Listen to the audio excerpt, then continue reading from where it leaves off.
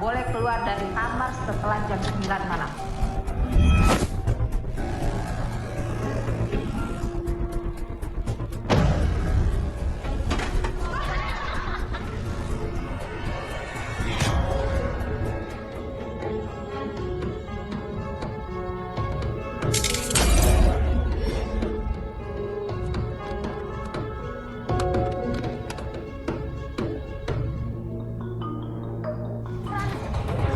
Ayo ikut gue. Apaan sih? Claudia.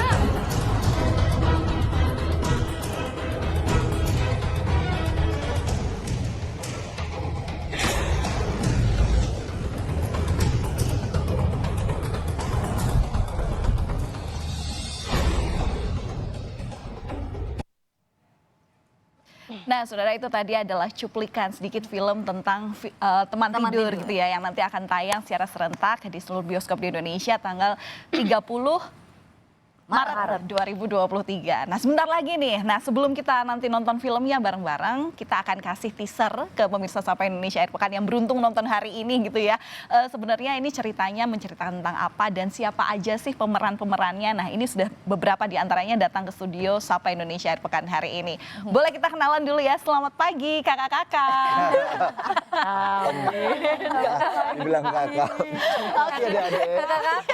Sama kakak. Iya, di sini ada artis senior tapi juga ada yang junior yang tentu belajar bilang banyak. senior tadi kan Len ya. Oke, makanya kita panggil kakak-kakak.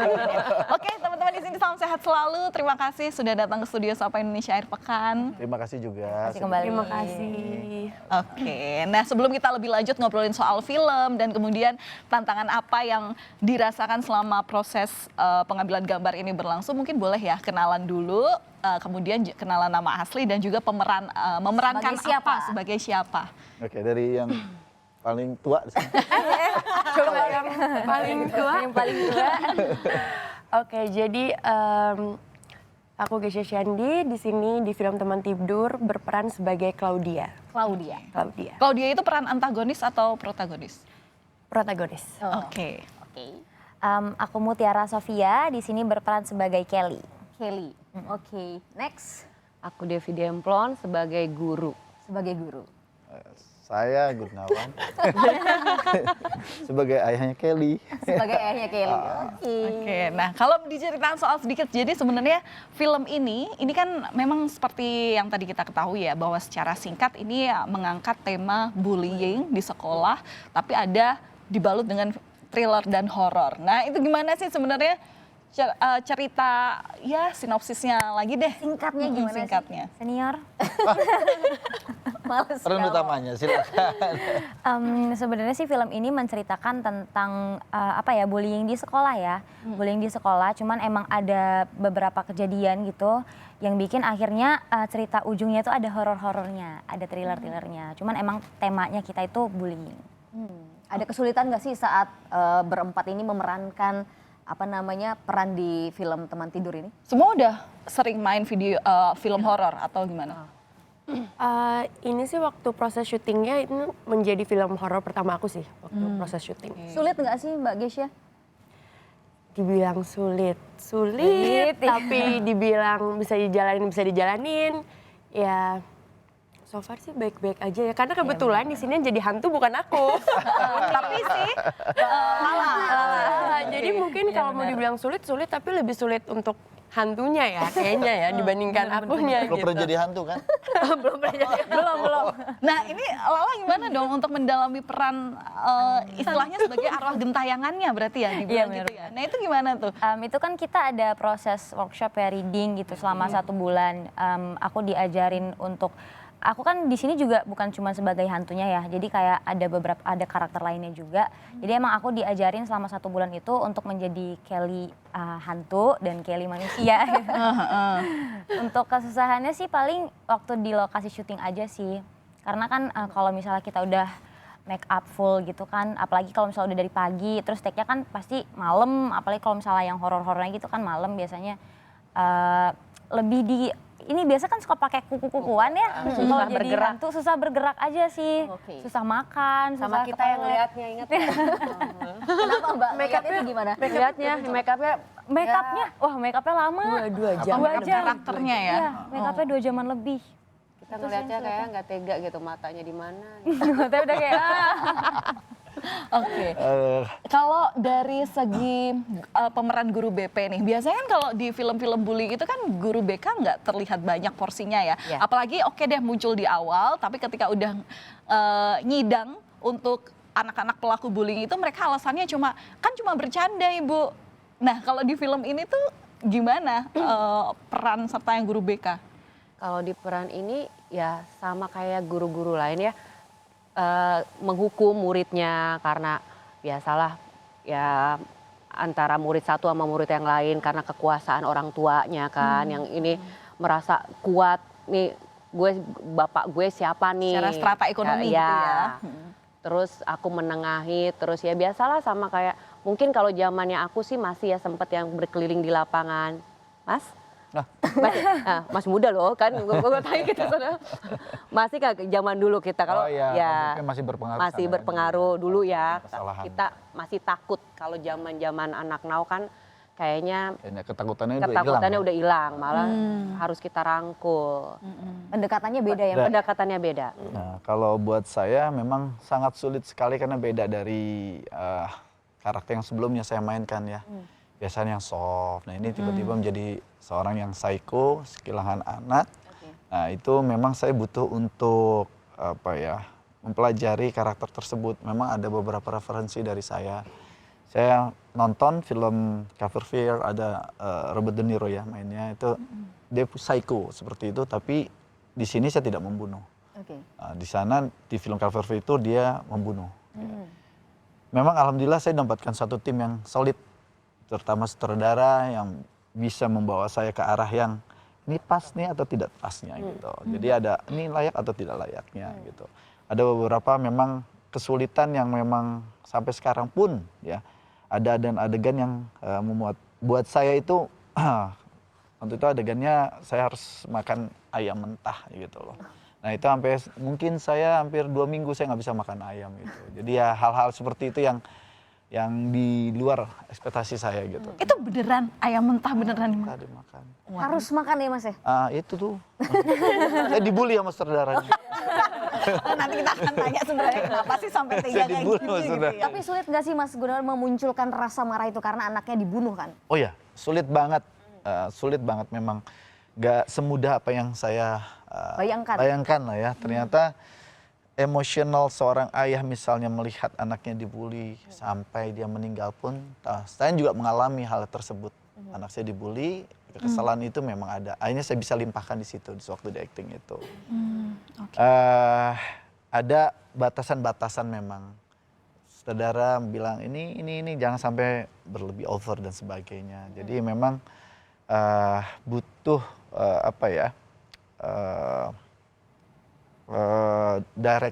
director yang cukup kuat di sini gitu loh. Tapi kalau secara pribadi teman-teman berempat di sini pernah mengalami bully nggak sih di kehidupan nyata ya?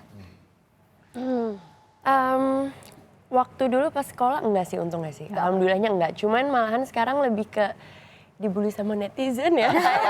Kalau itu iya. Kenapa kayaknya ya? Maha Ya benar. biasa aja sih, iya palingan kayak netizen sekarang kan kayak kok karena aku kan tinggi ya, aku tuh tinggi, terus biasanya tuh kalau misalnya lawan main aku tuh yang lebih pendek daripada aku, jadi aku kelihatannya tuh bongsor banget gitu di TV gitu, makanya kayak ngomong kok gede banget sih, kok sama aslinya kok beda, kok gini kayak gitu-gitu aja sih palingan buliannya. Oke.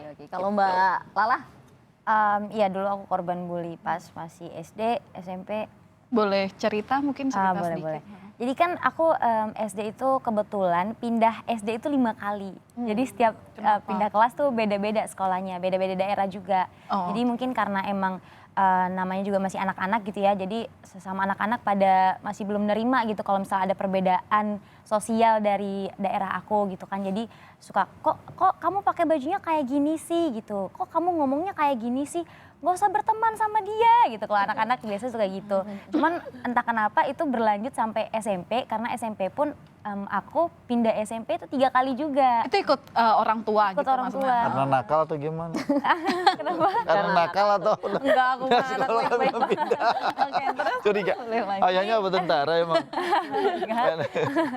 Cuman ya itu karena emang perbedaan sosial, terus perbedaan kasta juga ya mungkin karena mereka merasanya aku nih anak di bawah mereka gitu mungkin levelnya, jadi kayak aduh nggak usah berteman sama dia tuh anak orang gak punya gitu, lebih kayak nggak ditemenin, dikata-katain, even sampai orang tuanya pun ikut mendukung anaknya gitu, misalnya ngebully aku gitu. Oh iya.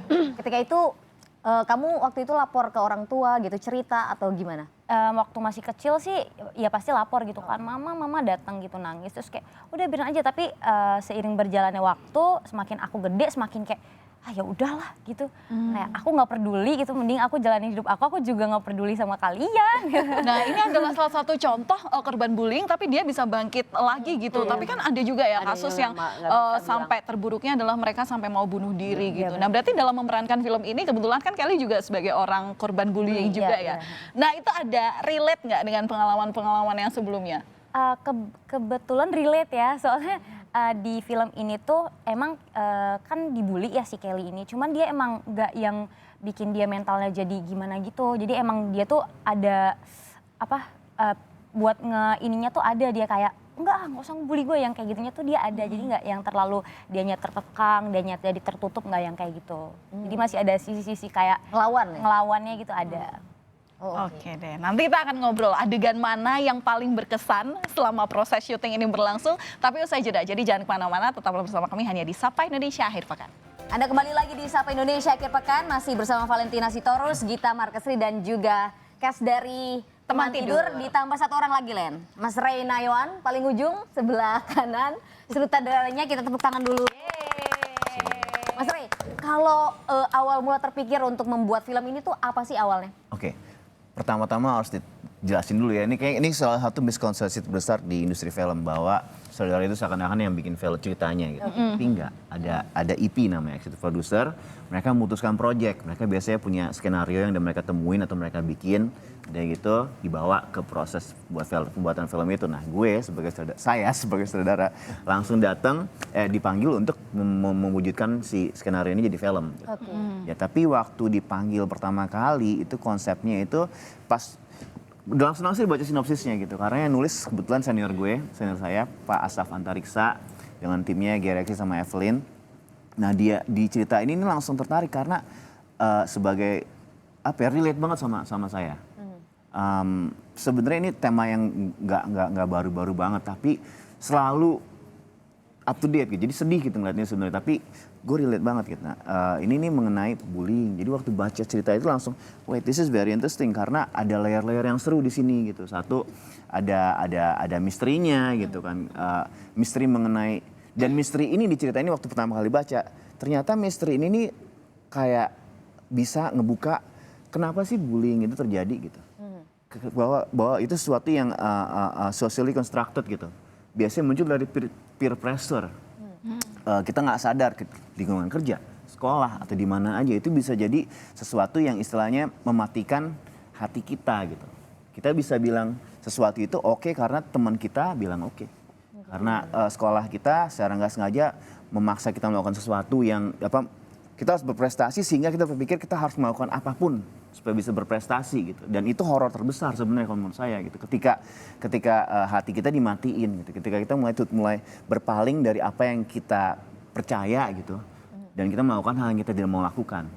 Itu adalah horor yang besar gitu. Dan seru aja waktu baca langsung let's do this gitu. Ketika lihat skripnya pas mewujud nyatakannya itu jadi sebuah film gitu, ngedirect orang-orang sulit gak sih Mas Ray? Selalu sulit ya, karena kan mulai dari kertas ya. Tapi that's the fun gitu, itu challenge-nya gitu. Itu yang menarik, apalagi ketika kita dapat kesempatan untuk bekerja dengan orang-orang yang berbakat, kayak ya beruntung banget lah punya cast seperti ini gitu kan. Terus tim yang juga sangat mendukung, tim IP yang juga sangat mendukung gitu. Jadinya prosesnya sih seru. Tapi kalau Mas Ray sendiri ini punya peran juga sih, nggak sih untuk menentukan nih cast-nya nih siapa-siapa aja yang main gitu. Misalnya bapaknya Mas Gun kan jadi bapaknya Kelly nih, itu yang memutusin Mas Ray atau harus karena tugas director itu memang. Tugas director itu kan director aja dulu sih udah namanya sutradara mengarahkan gitu. Memang tugas kita mengarahkan. Jadi ada andil besar di situ, tapi lebih besar lagi tim. Karena nggak semuanya bisa saya pikirin kayak musik. Musik itu sesuatu yang kayaknya kepikiran pas kita baca skenario gitu, kebayang oh musiknya seperti M83 misalnya atau apa gitu kan, atau kayak kalau di sini kayak Pandai Besi, kayak Hindia gitu, kebayang gitu seperti itu. Tapi begitu kita mau bikin kan gue nggak bisa bikin musik, harus mengundang orang lain, jadi kolaborasi gitu. Kebetulan musisi di sini gue suka banget Sri Hanuraga, dia itu memang musisi jazz muda kontemporer. Dia kerjasama dengan Mas Tursi, ya, salah satu film komposer Indonesia yang baik banget. Sama yang menarik, saya waktu itu tertarik banget dengan konsep synthesizer musik gitu. Nah ini kita dibantu sama Indra Prakasa, ada dia memang, jadi ada bayangin di film ini ada yang mengarahkan bunyi synthesizer di film ini gitu. Jadi kita nggak ngambil dari sound bank, mereka bikin gitu. Itu menarik sih. Ini ada pelibatan kayak pakar psikolog juga gitu nggak, Mas? Nah itu sih enggak ya, karena sebenarnya kalau kita bercerita hal-hal seperti itu kadang-kadang muncul secara generik. Maksudnya dari pengalaman personal, kadang-kadang juga film kan rumit banget ya sebenarnya. Satu skenario aja itu kan sebenarnya kayak ini ada 3 penulis gitu. Ada 3 penulis. Nanti skenario dibedah, ada saya, ada IP, ada produser, ada art director, semuanya punya perspektif masing-masing gitu. Jadi memang paling baik film ada risetnya. Tapi kalau yang untuk hal ini mungkin ini hal yang secara umum kita semua kenal dekat. Jadi tinggal ngobrol nih, buka itu pintu gitu. Nah ini kan bareng sama cast-nya nih Mas. Selama proses syuting berlangsung ini ada nggak sih pengalaman unik kerja bareng mereka? Apalagi kan tadi udah banyak cerita dari mereka ya. Ada yang proses syutingnya ini tadi mereka tertarik dengan ceritanya, makan ayam mentah. Terus habis itu ada juga kayak Lala itu kan dia ngerasa bahwa ini relate dengan kehidupan nyatanya gitu. Nah gimana nih ketika pendalaman karakter sama mereka? Karena case-nya banyak ceritanya banyak banget ya. Tapi yang paling menonjol itu salah satunya itu kalau buat saya itu selain, kalau horor pasti ada cerita kesurupan lah ya. Kebetulan dia klise banget. Tapi memang benar gitu.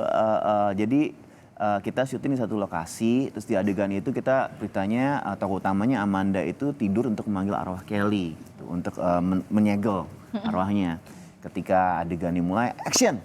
Givina merem kan, dia berusaha, dia kesurupan, dia buka mata. Terus dia gitu, di selama adegan itu dia buka mata. Jadi dia kesurupan, dia pura-pura buka mata. Itu interpretasi dia aku pikir. Setelah selesai, cut! Oke, selesai Giv. Dia nggak bergerak.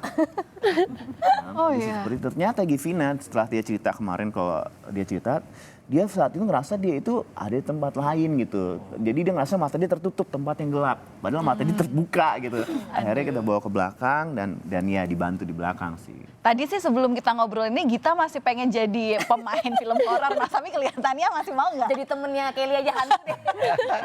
Oke. Mas Ray, si Mas Gun kan tadi kan diminta untuk makan ayam mentah, itu bagaimana meyakinkan seorang Gunawan untuk ya deh makan itu bayarannya ditambahin? Katanya sih dia memang suka makan. Suka nyemil Dia ya? suka makanan segar katanya. Jadi Makanya awet gampang. muda Itu ritual saya itu. Ritual Mau saya. awet muda silakan makan ayam. Gimana Mas? Gitu ya? Gimana waktu itu ngeyakinin? Oke. Jadi kemarin tuh saya beruntung banget ya dapat aktris Meriam Belina, terus dia gitu dapat AA Gunawan, terus dia gitu ada gerombolan yang lain juga yang lebih muda gitu. Jadi ada beberapa lapis generasi. Yang menarik itu sebenarnya yang aku rasa jarang disorot oleh entah media atau apa, bahwa budaya acting kita itu ternyata udah sangat besar. Dengan umur film yang sekarang di Indonesia udah mau 100 ya kalau nggak salah ya. Itu sebenarnya kalau kita telusurin tuh acting itu tuh udah macem-macem banget gitu. Dan Gunawan ini kebetulan dia gimana yang jelasinnya? Dia mewakili satu generasi yang punya gaya beda. Beda banget. Jadi kalau mereka masuk ke dalam peran itu lebih caranya tuh beda dengan yang muda gitu. Gak hanya ngobrol, kadang-kadang bahkan gak susah ngeyakinin malah sebenarnya gitu. Kadang-kadang kan ada yang baper atau yang jaim atau yang susah banget keluar dari kotaknya atau nggak pengen tahu sama sekali sama perannya apa gitu. Kebetulan sih dia enggak gitu. Dan kayaknya kalau aku lihat itu sesuatu yang kebiasaan yang memang beda. Itu budaya yang beda dengan sekarang gitu. Pendekatannya beda. Kayak kalau sekarang ini kan aktor ini kadang-kadang banyak yang datang dari bidang lain. Nggak masalah sebenarnya, tapi udah punya pola-pola tertentu. Mereka udah punya pakam-pakam tertentu. Jadi ketika masuk mereka merasa udah jadi jiwanya gitu. Dirinya udah seperti ini gitu. Jadinya susah untuk dibentuk. Tapi kalau yang macam begini gitu, saya sih pengen lagi syuting sama dia, kasih yang susah lagi kalau bisa. Gitu. Mas Gunawan dulu ketika proses syuting berarti juga ada apa ya ide juga yang jadi seolah ini proses produksinya adalah kolaborasi dan nggak cuma dari pakemnya satu orang gitu. Kebetulan saudara ini bukan yang terkotak, jadi maksudnya tidak tipis kuping. Beliau sangat mendengar apa yang keinginan perkembangan, maksudnya Mas, gimana kalau kita begini-begini? Beliau mau terima dengan lega, terbuka. Memang ada beberapa adegan yang menurut saya sedikit, membuat saya memang susah. Tapi dengan beliau bisa mengarahkan, akhirnya saya meyakinkan itu saya bisa melakukannya. Gitu. Adegannya boleh dibocorin apa nggak? Soalnya berat banget ya, soalnya kan dia jadi bapak yang kehilangan ya. Terus kita minta sisi yang lain dari kehilangan itu gitu. Dan sebenarnya di backstory-nya di kepala kita gitu, kita ngobrol cerita gitu waktu dengan IP gitu. Kita membayangkan ada sesuatu di belakang yang lebih jauh daripada itu, karena Kelly ini dia itu siswa berprestasi tapi diam-diam punya kehidupan lain gitu. Nah, itu kan berarti kan ada sesuatu di rumahnya dong gitu. Nah, itu gitu. Dan sebenarnya kalau kita ulik ke belakang gitu waktu ngobrol juga ada father complex sebenarnya gitu. Yang bapaknya itu sayang banget sama anaknya sedemikian rupa gitu, dan dia menyesal karena ketika anaknya hilang. Istilahnya ada yang hilang juga di dia gitu. Jeprut lah gitu ya kalau bahasa ininya ya. Adakah teknik pengambilan gambar secara khusus dalam proses produksi ini? Tapi jangan dijawab dulu Mas, nanti kita jawab di segmen selanjutnya. Tetap di Sapa Indonesia Akhir Pekan. Nah, jadi buat pemirsa Sapa Indonesia Pagi, nanti kalau misalnya 30 Maret belum ada agenda, boleh agendanya nonton bareng sama keluarga untuk melihat film Teman Tidur di sini. Kenapa pilih tanggal 30 sih Mas? Oke. Sebenarnya kalau di bioskop kita nggak bisa milih tanggal tayang. Jadi dikasih tanggal 30 itu eye opener buat saya gitu. Membuka mata saya bahwa tahun segini gitu film kita itu masih kerasa seperti dibully kalau boleh jujur sih ya. Karena kita itu dipaksa untuk film-film Indonesia itu dipaksa untuk bisa menembus beberapa angka selama weekend gitu untuk bisa terus tayang. Artinya kan kesempatan kita untuk istilahnya menarik penonton itu nggak seimbang sebenarnya dengan apa yang kita kasih gitu. Karena penonton kadang-kadang kan telat. Ada yang baru bisa nonton nanti setelah weekend, ada juga yang baru tahu beritanya setelah weekend gitu. Sering nggak sih kita mau nonton sesuatu, terutama film Indonesia gitu, datang ke bioskop mau nonton gitu, udah nggak ada.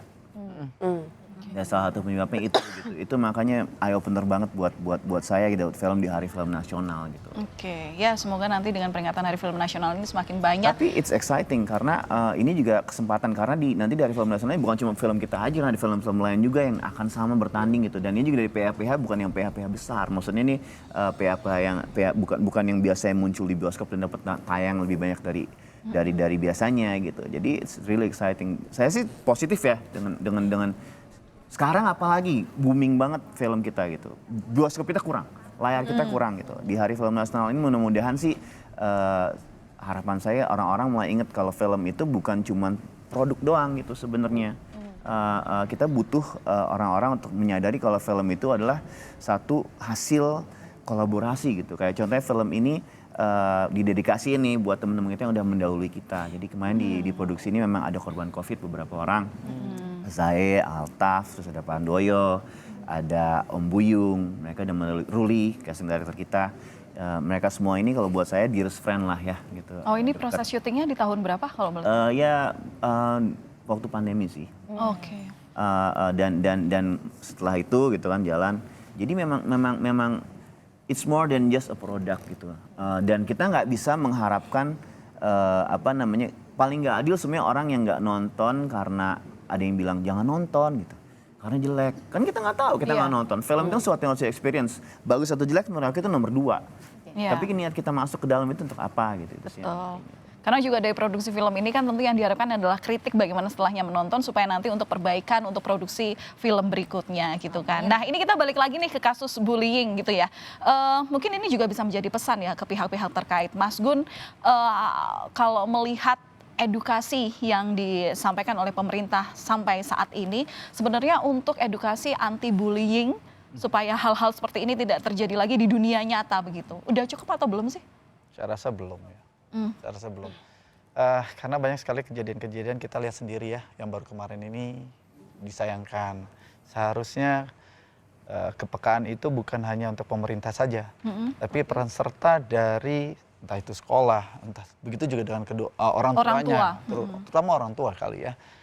Di internalnya keluarga kecil pun harus memberikan arahan kepada anak-anak, baik yang korban maupun yang menjadi korban, yang dikorbankan gitu. Jadi apa dampak dan sebagainya terhadap bullying, karena saya sendiri, anak saya sendiri mengalami hal seperti itu. Hingga dia tidak bisa bersosialisasi dan banyak hal lah ya, membuat dia sedih dan sebagainya, terpuruk lah intinya. Nah, menurut saya pemerintah juga harus ada sedikit informasi mengenai bully itu seperti apa dan sebagaimana, efeknya seperti apa dan bagaimana juga. Ini mungkin dari ada cuplikan-cuplikan sedikit kayak iklan lah ya, edukasi dari mungkin dari government yang punya kebijakan seperti apa. Mungkin dari situ juga bisa dari terutama orang tua dan sekolah ya, menurut saya itu. Oke, iklan layanan masyarakat layanan ya itu. Masyarakat, ya, itu betul. benar harus diutamakan. Oke deh. Nah, nanti kan 30 Maret 2023 ini serentak film Teman Tidur akan ditayangkan gitu. Apa sih yang harus yang membuat kita harus nonton film ini? Kemenarikan apa nih yang bakal disajikan? Mungkin Mbak Devi atau teman-teman yang lain boleh. Harus nonton, jadi biar orang yang korban ya, terutama biar berani speak up untuk di negara kita ini, karena kurang edukasi sama. Kalau untuk dari tontonan biasanya agak lebih mudah, kayak kita kan sosial media atau apa lebih mudah mengedukasi untuk anak-anak zaman now ya. Ya nonton jadinya. Iya, kalau misalnya tadi dari yang untuk para korban bulinya supaya bisa berani untuk speak up, kalau aku sih lebih ke untuk orang yang membulinya malahan, orang yang membuli, kayak supaya nonton film ini tuh supaya mereka tuh tahu kalau misalnya setiap orang tuh punya mental tuh yang berbeda-beda. Jadi kita tuh nggak bisa menyamakan mental kita sama kayak mental orang lain. Karena kan kadang orang kan kayak ngomong, yalah baper banget sih lo digituin doang, kayak gitu kan. Nah, tapi kita kan nggak tahu dia tuh gimana fisiknya seperti apa, terus juga mentalnya lagi gimana. Apa sebelumnya dari rumah terus yang background dibawa, keluarganya gimana, atau mungkin dia lagi ada masalah atau apa, kita kan nggak tahu, dan kita juga nggak akan tahu dampak apa yang nanti berpengaruh kepada dia gitu. Jadi wajib banget nonton film ini karena memang sangat berdampak banget kepada si korban bulinya, makanya bisa sampai menjadi hantu. Iya kan, kayak horor banget sampai jadi hantu. Gentayangan lagi. Iya, makanya kadang orang tuh suka lupa gitu. Kalau misalnya habis ngelakuin sesuatu kayak, oh ya udahlah, santai aja lah, gue aja biasa aja kok gitu. Ya kan menurut dia, tapi menurut orang lain kan enggak kayak gitu sih. Oke, Lala, apa nih yang bisa dipromoin dari film ini nih? Kalau menurut aku ya, kalau aku sih kalau misalnya dari Kak Gesha kan pembulinya ya. Kalau misalnya aku sih yang dibully, misalnya korban bulinya gitu. Banyak banget pelajaran yang bisa diambil gitu. Banyak banget pelajaran yang bisa diambil dari film ini supaya korban bully ini bisa lebih berani untuk speak up gitu. Karena dari Kelly-nya sendiri kan juga dia yang sisi pemberaninya ya dari korban bully gitu. Jadi korban-korban bully yang nonton film ini bisa lebih berani untuk speak up supaya nggak ada kejadian serupa yang terulang, apalagi di kondisi lingkungan sekolah. Oke. Papanya Kelly? Papanya Kelly. Tontonan ini bukannya sekedar tontonan, hiburan, tapi ini ada edukasinya. Contoh, ada beberapa tadi sudah disampaikan. Saya berharap juga lebih baik mencegah. Oke. Iya. Lebih mencegah sebelum terjadi sesuatu yang tidak diinginkan. Jadi mungkin dari film ini melihat dampak dari kejadian sehingga orang tidak melakukan apa yang kekerasan. Oke deh, siap. Terima kasih teman-teman semua sudah datang ke studio ini. Gesha, Lala, Devi, Mbak Devi dan juga Mas Gun. Lupa tadi kita sebenarnya kita mencoba untuk ngebantu Sapa 129. Jadi kalau kita ke tementidur.com itu ada trailer kita di situ, sama ada link ke hotline. Sebenarnya ada Sapa 129 dari Kemen PPPA itu. 129. Iya. 129. Oke deh teman-teman, kita tutup Sapa Indonesia Akhir Pekan sampai di sini. Jangan lupa nanti tanggal 30 Maret 2023 ke bioskop bareng keluarga, ada nilai-nilai yang disampaikan dari Teman Tidur gitu ya. Terus habis itu ya semoga nanti semakin banyak yang nonton dan semakin ada nilai yang tersampaikan disampaikan oleh masyarakat. Terima kasih sekali lagi. Kami pamit undur diri. Saya Valentina Sitorus. Saya Gita Markestri, sampai jumpa di Sapa Indonesia akhir pekan selanjutnya.